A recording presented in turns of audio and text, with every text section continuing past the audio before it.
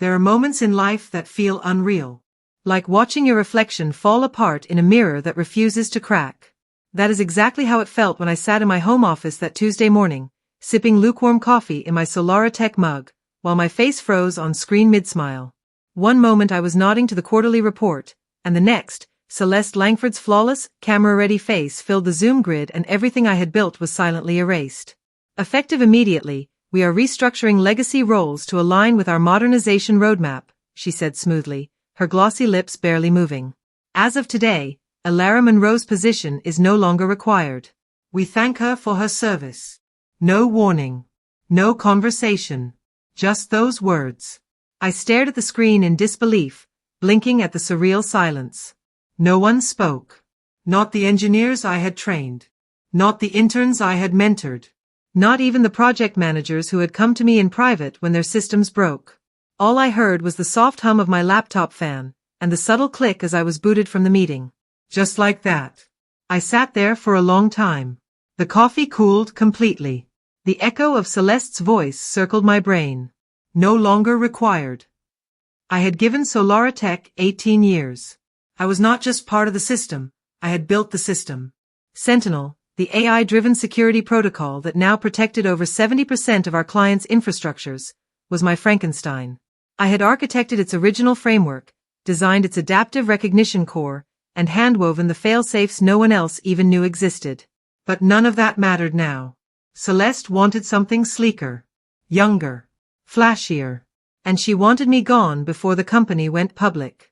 I stood slowly and walked to the bookshelf where I kept my first Sentinel prototype binder, still covered in coffee stains from the sleepless nights a decade ago. My hands trembled, not from fear, but from the rush of cold clarity that always came before I made a decision. They did not just fire me. They severed the only person who knew how to control the monster they had unleashed. 2 hours later, I received a generic exit email. Attached was a legal release form, a severance agreement for 3 months' pay, and a non-disparagement clause. No explanation. No phone call. I did not reply. I spent that evening in silence, walking the familiar trail behind my house in Austin, Texas, where I had often paced during brainstorming sessions for Sentinel's neural map. The moonlight flickered through the trees like fragmented code, and as I reached the edge of the creek, I whispered to the night, "Let them learn what it means to fire the wrong woman." By the end of that week, my login credentials were revoked, my emails deleted, and my Slack presence reduced to a ghost. I watched quietly as LinkedIn lit up with Celeste's carefully crafted announcement. Honoring legacy while embracing the future, it said, next to a photo of her with the new tech leads, none of whom could spell the word Adaptive Cascade Protocol without autocorrect. Still, I said nothing. My silence was not surrender. It was strategy. 3 weeks passed. I rebuilt my portfolio, reconnected with colleagues who had long left Elara Tech, and started receiving calls from companies that still believed knowledge mattered more than buzzwords. One of those companies was Orion Dynamics. They were smaller, leaner, but hungry. Their head of systems, a woman named Leah, looked through my resume and said, "I do not need to see more. You built Sentinel, did you not?" I smiled. She smiled back. "We could use someone who knows how to build monsters and tame them." I was scheduled for an interview the following Monday. But fate had different plans. On Thursday afternoon, while I was reviewing code snippets for an open-source neural bridge, my phone rang. Unknown number. I answered. "Elara." The voice was breathless. "It's Darren. From Elara Tech. I know I shouldn't be calling, but do you still remember the Sentinel core protocols?" I froze. Darren was one of the junior developers who had been assigned to monitor Sentinel's performance after I left. "What's going on?" I asked. "The authentication modules are rejecting the new updates. It's happening across multiple client systems. We cannot access the override layers. It's like it's shutting us out." I closed my eyes. I could already see the lines of code in my mind. I knew what was failing, and I knew why. "I am not sure I can help you, Darren," I said slowly. "My position is no longer required, remember?" "Elara, please. Celeste doesn't know I'm calling. If we don't fix this by next week's government audit, we're dead. Sentinel's failing live. You're the only one who knows the sequence." For the first time in weeks, I felt the faintest pulse of power returning to me. Not petty power. Not revenge. Real, earned leverage. I told Darren I would think about it. I ended the call and stared out my window at the Texas dusk, the sky blazing with the colors of storm and fire. They thought they deleted me. They just set the stage for my return. And I would not come back quietly. By Friday morning, the first headline broke. Solarateca's AI security system glitches during pre-audit sweep, federal clients on edge. I stared at the screen, not blinking. It was already starting. The Sentinel failure had gone public, and I knew what that meant. Behind the scenes, systems were rejecting authentication chains. Clients were calling. Servers were spitting out errors like confetti at a funeral. Sentinel was not designed to be pretty. It was built to be precise, paranoid, and vicious when confused. Without the adaptive override protocol I had written, without a very specific sequence of inputs executed at just the right moment, it defaulted into lockdown mode. Not crash. Not bug out. Lock. Down. It saw everyone as a threat, including itself. I received 3 more calls that morning, all from unknown numbers. One from a manager I had mentored 6 years ago. Another from a developer who had once called my code grandma syntax. And the third, from Celeste Langford herself. I let it ring. Let her panic simmer. An hour later, I opened my email and found a message from Solarateca's legal department. Request for consultation, urgent security matter. The contract offer was attached. $5,000 per day. Immediate start. No strings. I read it. Then read it again. The number was high, but not high enough. I did not respond. That night, the lights in my kitchen hummed softly as I brewed another cup of coffee and thought about how quickly their polished empire was unraveling. They had severed the hand that held their spine. Now the creature they thought they had tamed was tearing through its cage. At 11:30, another call came through. This time from the board. Elara, this is Raymond Bishop. I sit on the Risk Oversight Committee. I know who you are, I replied, letting the silence stretch. We're in a very serious situation. Yes, I said. You are. I understand you've received a consulting offer. I did, I said. But we're not aligned yet. What would align us? He asked, voice low, calculated. I closed my laptop and walked slowly to my window. The city glowed beneath me. Austin's skyline always looked clean from this height. But I knew how messy it was down below. I want full remote access, I said. No supervision. No micromanagement. And the right to license any fixes I implement as my own intellectual property. You use it once. After that, you pay again. That's a bold request. No bolder than firing the woman who built your most valuable product. He paused. Then sighed. I will get it in writing. You do that, I said. Time's ticking. By Saturday afternoon, I had a revised contract. The moment I signed it, a flurry of credentials arrived in my inbox. They had set up a secure tunnel into Sentinel's core diagnostic environment. I logged in. The dashboard was chaos. Critical alerts blinking like a heartbeat in full arrest. Modules collapsed. Logic trees looping endlessly. I ran a trace. What I found was worse than I imagined. Celeste's team had tried to override my original protocols manually. They had inserted patches, blind, reckless patches, that conflicted with the self-defense loops built into the AI's architecture. Sentinel was not just confused. It was paranoid. Every command now looked like an attack. Every update, a virus. It was preparing to wipe its own audit logs. That was the final stage before it began severing client connections. And I was the only one alive who knew how to stop it. I worked through the night. No music. No distractions. Just me, the system I had created, and the tangled mess they had left in their arrogance. I whispered to the code as I typed, soothing it like an old friend. Undoing what they had done. Reteaching it how to trust commands again. By morning, I had stabilized 90% of the system. But there was one critical sector I had not touched. The root defense engine. The AI's subconscious. That required a level of precision and access I would not give without further negotiation. And they would ask, Because I knew what was coming next. Sunday evening, I received a calendar invite from Elara Tech. Emergency Executive Meeting. Topic: Sentinel Containment Update. I smiled. Let them bring their suits and their talking points. Let Celeste sit at the head of that table with her perfect posture and see me on screen. I would not be their employee. I would be their reckoning. The meeting began at 9 o'clock sharp. I joined from my living room, camera on, hair tied back, no makeup, wearing the same hoodie I had coded Sentinel in over a decade ago. Let them see exactly what they had thrown away. Celeste was already speaking when I entered the video call. Her tone was polished, but the corners of her smile were tight. Thanks to a generous consulting arrangement, Ms. Monroe has assisted us in stabilizing Sentinel's secondary architecture. We're confident that with continued collaboration, full restoration is within reach. I waited. Watched her. She said my name like it tasted sour.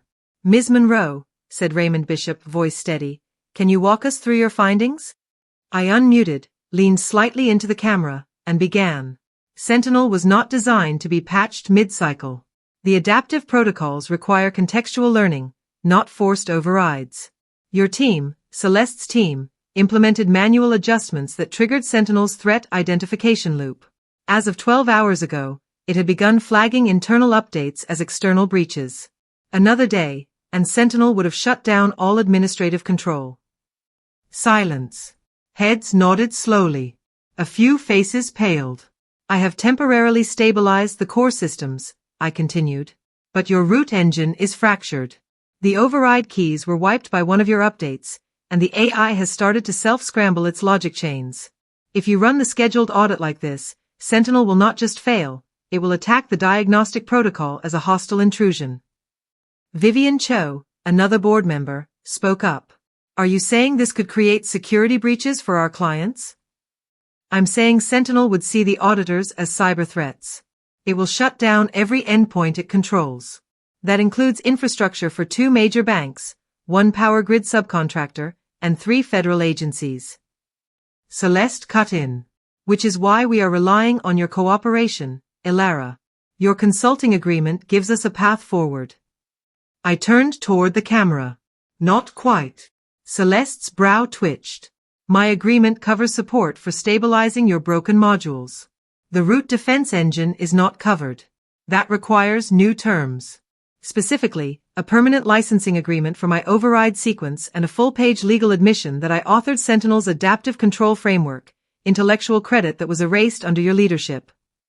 Celeste's silence was nuclear. That's absurd, she said eventually. You were part of a team.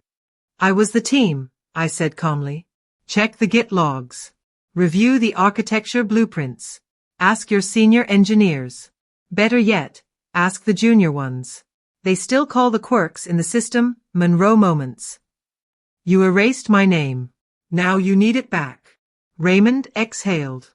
And if we agree? I will fix your root engine before the audit.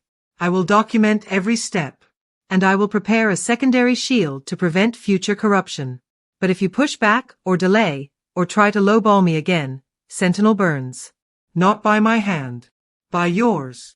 Celeste's voice lowered. That sounds like extortion. That sounds like logic, I replied. The same logic your leadership failed to respect. A beat passed. Then Raymond said, we will reconvene this afternoon to review your terms. Please be available. I nodded, ended the call, and stood up. For the first time in weeks, I felt taller. Not because of revenge, but because the truth had finally pierced the room. By 5 o'clock, I received a revised agreement. My terms were met. My credit restored. And the licensing deal was more lucrative than any bonus I had ever received during my 2 decades at Elara Tech. I went to work. By Monday morning, Sentinel's root engine was functional, its logic threads reinforced, and the AI no longer biting the hand that fed it. But I added one last layer, one no one asked for. A silent flag inside the system's core. If future changes were made without adaptive approval, the AI would send a warning. To me. A whisper from the machine to its maker. That afternoon, I received a final call.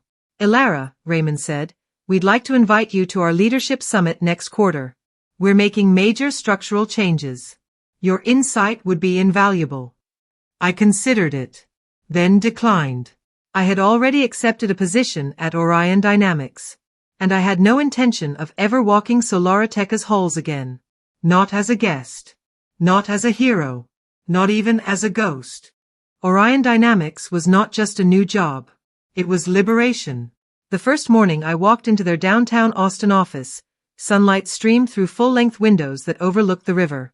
The walls were lined not with startup slogans or hollow motivational posters, but with framed blueprints of real systems, handwritten notes, legacy schematics, even annotated punch cards from the 80s. It was a cathedral of knowledge, not ego. And they were ready for someone like me. Leah Kramer, the head of systems integration, met me at the elevator. She was dressed in sneakers and a tailored jacket, holding a tablet that glowed with open dashboards. "Welcome, Elara," she said with a real smile. "We've cleared out one of the senior integration labs for you. Also, the team's been dying to meet the woman who taught an AI to defend itself." I chuckled.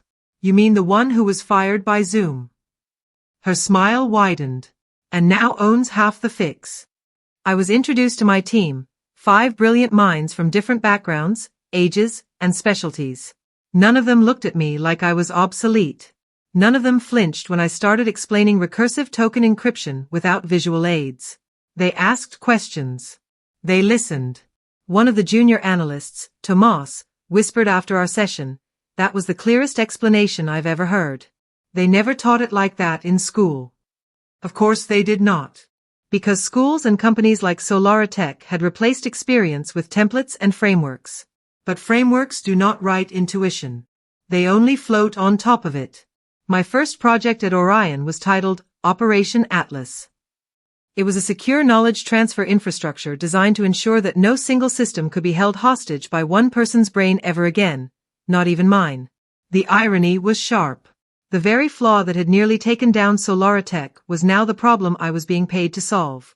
Within 2 weeks, I had mapped out the first version of a living legacy protocol, an architecture that combined real-time updates, context-based annotations, and cross-generational training sequences. We were not just building documentation. We were building a memory for the company. One that would outlive us all. Late one night, as I was reviewing the synchronization nodes, my phone buzzed with an unfamiliar number. I ignored it. It buzzed again. Then again. Finally, I picked up. "Elara?" a quiet voice said. "It's Jordan Voss. From Solara Tech's internal audit team." My shoulders tensed. I hadn't spoken to anyone from their internal side since my last board meeting. "What is it?"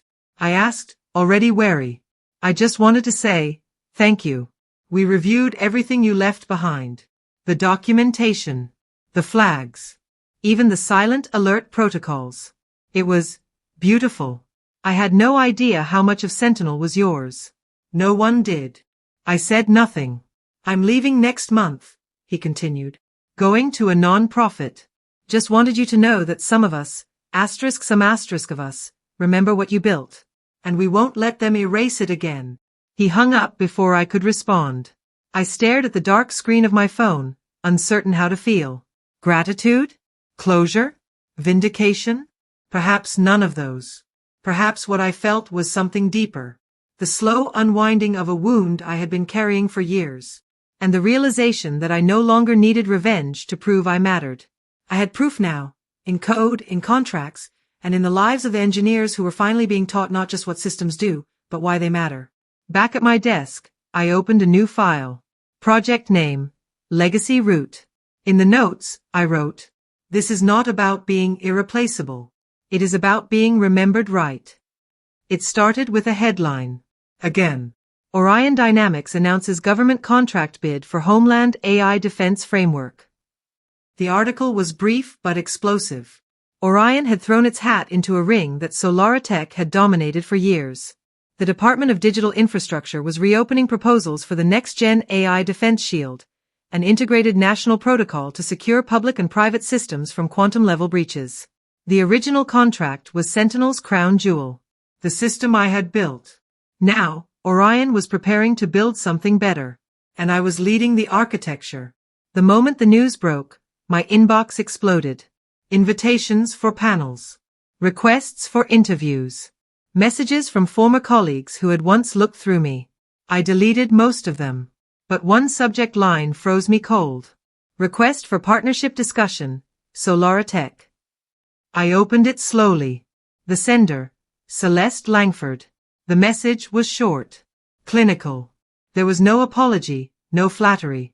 Elara, in light of recent developments, I would like to request a private meeting regarding a potential strategic partnership between Elara Tech and Orion Dynamics. Your leadership on the Atlas framework has been noted. Please advise on your availability. It was like being asked to return to a house that once locked you in the basement and burned your name off the mailbox. I stared at the screen, fingers hovering above the keyboard, unsure whether to respond at all. That afternoon, Leah called me into her office. I heard from Elara Tech, she said, her tone unreadable. Celeste reached out through our external affairs director. Wants to schedule a joint session. Do you want to meet with them? I asked. She leaned back. I want to hear what you think. I hesitated. They're desperate. The department knows Sentinel isn't aging well. The fact that Orion's even being considered means something inside Elara Tech is bleeding. Leah nodded. I agree. She's not looking for a partnership, I added. She's trying to leech off credibility. Mine. So, Leah said, a small smile forming. Should we schedule the meeting? I thought for a long moment. Then I said, yes. But only under 2 conditions. She raised an eyebrow. 1, I said. It has to be here. In our conference room. On our turf. And 2, I want the room packed. Full team present. Let them see what respect looks like. The following week, Celeste Langford walked into Orion Dynamics with an entourage of legal advisors and PR handlers. She wore the same sharp suit I remembered from that final Zoom call. But this time, there was no spotlight. No digital podium. Just my team. My code. My turf. We shook hands. Hers was cold. She glanced around the room, eyes landing briefly on the Atlas schematic behind me, the diagram that had already become the backbone of Orion's AI development approach. We believe collaboration between our companies could create a unified standard for national infrastructure security, she began, reciting the pitch. Together, we can bring experience and innovation into alignment.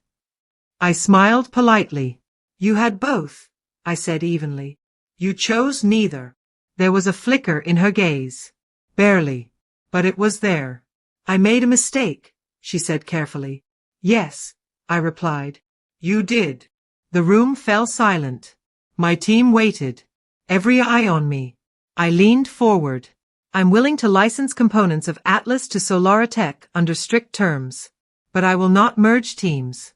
I will not co-lead. And I will not share intellectual property built during my tenure here. And Sentinel? She asked. What about it? There are elements we could integrate, if access is provided. I laughed once, short and sharp. You want me to rescue Sentinel again? After everything? Celeste didn't flinch. I want what's best for our clients. No, Celeste, I said softly. You want what's best for you. I stood. This meeting is over. You'll receive a formal response from our legal team by Monday. But let me save you the suspense. The answer is no. I turned to walk out, but paused at the door. Oh, and one more thing, I said without looking back. From this point forward, if you use any portion of the override logic I authored, even a single line, your company will face litigation so fast your board won't have time to print the apology. And then I walked away. Later that evening, I sat on my balcony with a glass of wine, watching the river shift under the city lights. They had tried to erase me. But now they had to ask permission just to speak my name. The following week, Atlas passed its final penetration test. The room erupted in cheers as the simulated quantum breach attempt failed in under 7 seconds, shut down by a cascading firewall I had designed on a napkin 2 months prior. Not only did Atlas identify the threat, it evolved mid-attack, adjusting its parameters in real time. That was something Sentinel had never managed. Something Elara Tech had once called impossible. As the team celebrated, I stood back and watched, hands folded, heart steady. This was not about revenge anymore. This was about building something that would stand long after I was gone. At noon, Leah invited me into the war room for an executive session. The head of Federal Cybersecurity, Deputy Director Marina Voss, was calling in for a final evaluation. Elara Monroe, she said, her voice crisp through the speaker. I've reviewed your protocol blueprints, watched your integration sessions, and spoken to 2 previous Solara Tech clients who reported issues you corrected personally. I have one question. Go ahead, I replied. Is Atlas ready to defend our country's most vulnerable systems? I did not flinch. Yes, it is. There was a pause. Then a quiet exhale. Then effective immediately, Orion Dynamics is being granted a provisional lead contract for the Phase 1 rollout of Project Bastion. We expect deployment readiness in 60 days. Your team has full clearance. A slow ripple of stunned silence moved through the room. Then someone clapped. Then another. And then it was a roar. A tide of vindication crashing through every corner of the office. I sat down slowly, my hands suddenly shaking just a little. After the call, Leah walked over and set a folder in front of me. You'll want to read this. Inside was a memo from Solara Tech's board. Not public, but leaked, intentionally, most likely. It stated that Celeste Langford would be stepping down from her position as Chief Executive Officer. Effective immediately. No reason was given. But the room knew why. You do not keep a leader who loses a government contract to the woman she fired by video call.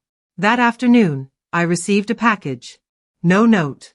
Just a small wooden box. Inside was a brass key. I stared at it, confused, until I turned it over and saw the engraving. Sentinel, Core Console, Physical Override Unit 0. Only one existed. The original root key. The one I had created. The one they had kept locked in a vault beneath Solara Tech's primary data center. They sent it back to me. Not with words. Not with apology. But with quiet surrender. I closed the lid gently and placed it on my shelf, next to the first draft of Atlas and my old Solara Tech badge. It was never about erasing the past. It was about owning it. That night, I stayed late in the office. Alone. The floor was quiet, lights low, city humming beyond the windows. I booted up a local instance of Atlas, just to test something. I whispered a string of commands into the terminal, an old voice activation protocol I had used as a joke once, embedded deep in the roots. The screen flickered. A line appeared. Hello, Elara. I smiled. The system remembered her name. 2 weeks after Atlas went live across Orion's pilot network, something unexpected happened. The system whispered. Not literally. Not through speakers or voice lines. But through code. Late one night, while running a diagnostic on the behavior mapping layer, I noticed a string that should not have been there. It was not malicious. It was familiar. A fragment of logic. A path that resembled something I had once embedded in Sentinel during its earliest builds. A kind of signature. My signature. But I had not put it into Atlas. Someone else had. Or rather, something. I drilled deeper into the execution logs and found it again, repeating only under very specific load tests, almost like a ripple.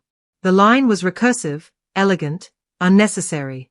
No engineer on my team had authored it. And yet, it was there. Not by accident. By memory. Atlas had inherited a piece of me that I had never meant to leave behind. I leaned back in my chair and stared at the ceiling, heartbeat heavy with realization. The framework I had designed to preserve institutional knowledge had done exactly that. It had remembered an idea too old to be stored, too unstructured to be documented. It had felt like me and pulled it from the silence. A ghost in the machine. Only this ghost was not haunting anyone. It was protecting them. By morning, I had traced the echo to its origin, an old simulation environment I had once used to train Sentinel's adaptive memory. That environment had been backed up to a personal archive, years ago, and folded into my early Atlas prototypes as sample data. Forgotten. Overwritten. Or so I thought. But Atlas remembered.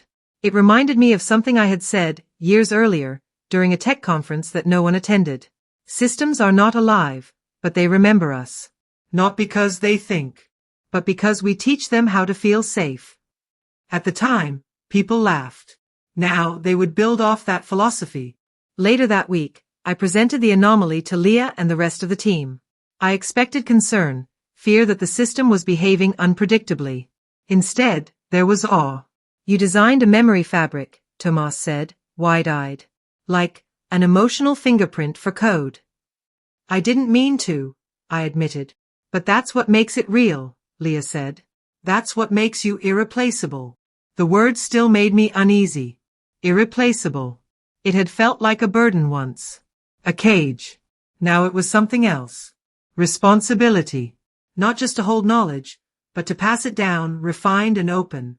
That same day, Orion's legal team forwarded me an updated report from Solara Tech. According to the document, Sentinel was being decommissioned. Quietly. Without ceremony. Its final active instance would be sunset by the end of the fiscal quarter. I stared at the words, waiting for the satisfaction to hit. It did not. Because in the end, the goal was never to kill Sentinel. It was to outgrow it. Still, I allowed myself one small indulgence.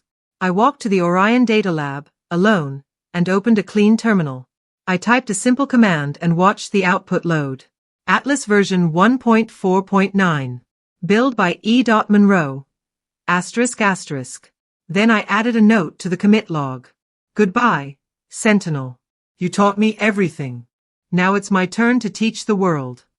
And with that, the last shadow of my past dissolved into code. Not erased. Not buried. Integrated. The storm had passed. But silence, I learned, had a weight of its own. For the first time in months, my days at Orion were quiet. No panicked calls. No boardroom battles. Just work, pure, focused, unbroken. It was the kind of silence that makes you think you are missing something. But you are not. You are simply healing. The Atlas rollout was complete across all pilot networks. Feedback from client teams had been overwhelmingly positive. They described the system as instinctive, predictive, and one user called it the first AI I trust like a colleague. That last one stuck with me. 4 years, I had built systems that obeyed. That executed. That followed rules. But Atlas understood. Not because it was sentient, but because it was built by someone who had been ignored, underestimated, and replaced. I knew what it meant to be a ghost in someone else's system. And I built Atlas to never forget what mattered. One afternoon, as the spring light filtered across my desk, Leah came by with a cup of ginger tea and a thin envelope. They're naming the new integration building after you, she said, without preamble. I blinked. What? At UT Austin, she added. University of Texas. Their School of Cyber Integration. One of our federal partners recommended it after reviewing your work. Said your career was a case study in resilience meeting technical mastery. I took the envelope and opened it. Inside was a letter of acknowledgement. Black ink, formal tone, my name spelled correctly at the top. The Elara Monroe Knowledge Systems Lab. I set the letter down slowly. I don't know what to say, I whispered. Say nothing, Leah said with a grin. Just keep doing what you do. But later that evening, when I was alone again, the silence returned. Not an empty silence. A reflective one. I walked the long corridor outside our data center, past the glass walls that looked in on racks of servers humming in unison. The lights blinked softly, greens and blues and occasional oranges, like little lighthouses guiding streams of information across invisible oceans. My reflection followed me, silent and steady. In a way, I had become a part of this place. Not just the hardware. The culture. Every young developer who shadowed me now understood that legacy was not a curse. It was a gift. The only real curse was wasting it. When I reached the end of the hall, I found Tomas sitting on the floor, cross-legged with his laptop open and cables strewn around him like a campfire. He looked up, startled. Sorry, Elara, I didn't think anyone was here. It's all right, I said, kneeling beside him. What are you working on? A diagnostic trace. I'm building an internal validation tool for Atlas, using your adaptive logic patterns. I peered at the screen. He was doing it right. You know, I said, I used to do the same thing. Sit under conference tables just to be left alone with the code. He grinned. You? Seriously? Absolutely. I wrote half of Sentinel's engine hiding from management. Sometimes hiding is the only way we get heard. Tomas hesitated, then asked, "Do you ever miss it?" Solara Tech. I paused. "No," I said. "But I remember it. And that's enough." He nodded. That night, I walked home under a sky sharp with stars, each one a pinprick in the fabric of everything I had let go of. Solara Tech was no longer chasing me. I had outpaced them. And in the silence they left behind, I had found something they never could. Clarity. The lecture hall was packed. Rows of eager faces looked up from notepads and tablets, the room buzzing with quiet energy. Some students were barely out of high school, others already working professionals. But every seat was filled. They had come for the keynote speaker, the one whose name was now etched into the plaque outside the new lab wing. Elara Monroe, the announcer said over the microphone. Lead architect of the Atlas framework. Former systems engineer at Solara Tech. Current director of knowledge systems at Orion Dynamics. A pioneer in AI memory architecture and real-world systems integration. There was polite applause as I stepped up to the podium. The mic adjusted with a soft click. The lights were warm. My hands rested lightly on the edge of the wood. I had prepared a speech. I had even practiced it. But as I looked out at the expectant faces, something in me shifted. I closed the folder and spoke from memory. When I was 28, I began. I got hired at a tech startup that had no HR department, no written protocols, and no money to buy commercial software. I had a liberal arts degree, a second-hand laptop, and a habit of solving problems nobody asked me to touch. I did not have credentials, but I had questions, and I did not stop asking them. A few heads nodded. I built my first full-stack security model in a windowless server room, using borrowed code and vending machine coffee. I patched a hole in our firewall using nothing but an old modem log and a handwritten sticky note that I still carry in my desk drawer. There were a few chuckles. And 20 years later, the system I built was quietly erased from history.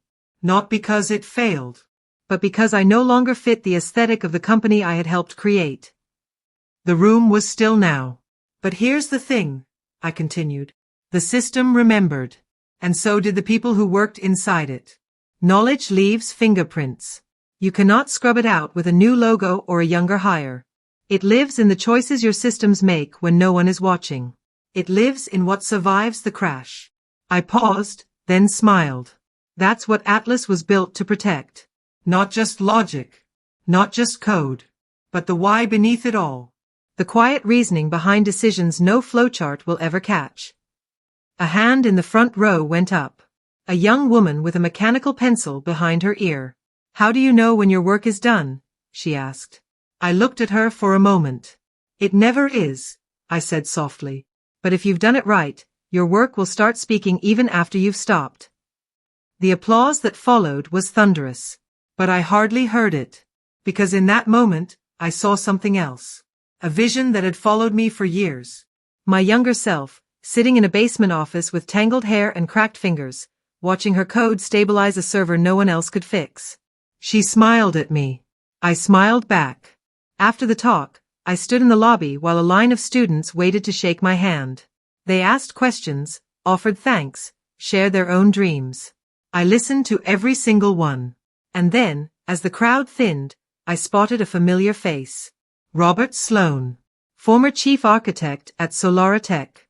Once my mentor. Later, silent during my dismissal. "Elara," he said. I know," I said gently. He nodded. "I came to say thank you," he said, "for reminding the industry who you are, and what matters." Then he turned and left. I watched him go, surprised by the absence of bitterness. All that remained was the truth. I had spent decades proving my worth through silence, through systems, through work no one saw. Now they were all watching. And I was no longer quiet. The request came on a rainy Thursday. I was in my office, the lights dimmed, the steady hum of the city below softened by the storm outside. Leah walked in, her expression unreadable, holding a white folder with the Solara Tech logo stamped faintly on the cover. "They want to meet," she said. Formally. I raised an eyebrow. "Who exactly?" "New board chair. Interim CEO. Legal counsel. They want a quiet conversation. Off record." Just you. I leaned back slowly. The silence stretched between us like a drawn wire. They're in trouble, aren't they? Leah nodded. 3 failed launches. 2 federal investigations. The press is circling. And apparently, they found something in their archives. A backup protocol. I blinked. Which one? She opened the folder and turned it to face me. A diagram I hadn't seen in years stared back. Black lines, color-coded modules, and a label printed across the top. Protocol Echo, Legacy Control Override, Monroe Variant. My heart stalled. I had written that code in the early days of Solaritech. It was an emergency failsafe buried beneath 10 layers of system logic. It could override malicious updates, corrupt deployments, even CEO-level commands. I had built it when I still believed the company would protect the people inside it. I never told anyone it still existed.